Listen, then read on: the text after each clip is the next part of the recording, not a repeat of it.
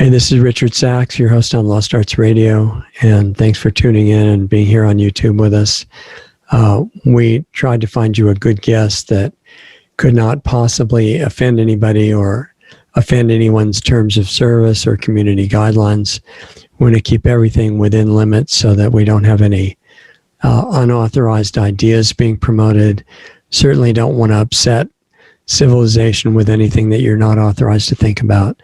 And we looked for the nicest person that was respectable that we could possibly get, that would have only nice, approved things to say. And we thought, well, who could be safer than a doctor, right? And we looked who's one of the, looks like best mainstream doctors who would have no unconventional ideas. And he would tell you, you know, go to your doctor, get all the drugs, have your organs removed, whatever is needed at the time.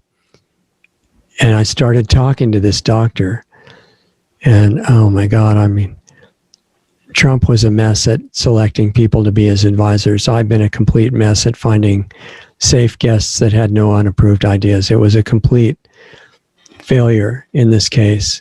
And I have to tell you that you should never listen to this doctor, because everything he says is misinformation. And you know that because it's unapproved.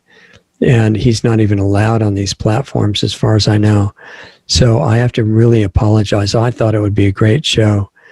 And I just caught it in time, fortunately, to warn you that make sure that the doctor that you go to knows all about the CDC advice on how far away to stay from everybody, get your shots, take your drugs, have your operations. Don't question authority ever. Because if somebody's an authority, I mean, why would you ask a question? You know, if they're authorities, then that means everything they say is true and the science is settled. Just remember, science is settled. If you have anybody, conspiracy theorists try to talk to you, just tell them safe and effective. And I don't talk to conspiracy theorists.